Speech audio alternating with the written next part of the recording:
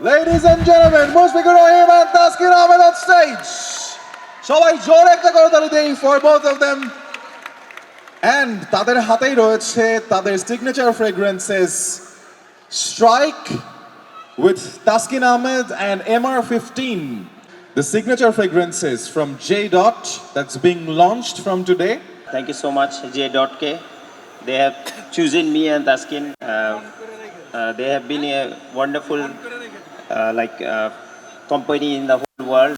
আর আমি যদি আসি আমার ফ্রেগনেন্স MR15-এর এই লঞ্চিংয়ের কারণে আর এই পারফিউমের কারণে, এটা খুবই সুদিং এবং মাইল্ড, যেটা আমি সবসময় পছন্দ করি, এবং আমি এটা পার্সোনালি নিজে চয়েস করে এটা মেড করেছি ওনার সাথে কোলাবরেট করে। তো I hope you will like ইট।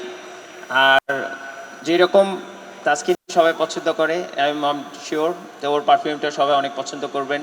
এবং আমি এটাও আপনাদেরকে গ্যারান্টি দিতে পারি যে বাংলাদেশে যেরকম পারফিউম আছে, যে প্রোডাক্টগুলো আছে, এটা যে প্রাইস এবং যেটা লাস্টিং এবং যে সুন্দর এটার ফ্র্যাগনেন্স, আপনারা অবশ্যই লাইক করবেন। তো আমি আশা করব আপনারা এটা ইউজ করবেন।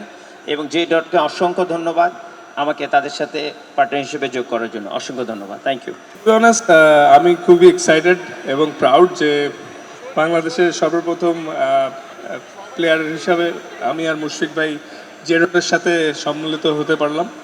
এবং অসংখ্য ধন্যবাদ আসলে আমাদের স্পিন বোলিং কোচ মুস্তাক স্যারকে, কারণ লাস্ট ইয়ার আমরা যখন স্যারের সাথে টেস্ট ম্যাচ খেলতেছিলাম পাকিস্তানে, তো একদিন আমাকে এসে মুস্তাক স্যার সোহেল ভাইয়ের সাথে যোগাযোগ করায়, এবং তখন তার থেকে এই প্রস্তাবটা পেয়ে আসলেই ভালো লেগেছে। বিকজ আমাদের ওয়ার্ল্ডের আরও লেজেন্ডারি প্লেয়ার ওয়াসিম আকরাম, ওয়াকার ইউনুস, আরও বিভিন্ন স্টার, শাহেদ আফ্রিদি, আরও বিভিন্ন স্টার J. Dot'ের সাথে সম্মিলিত আছে।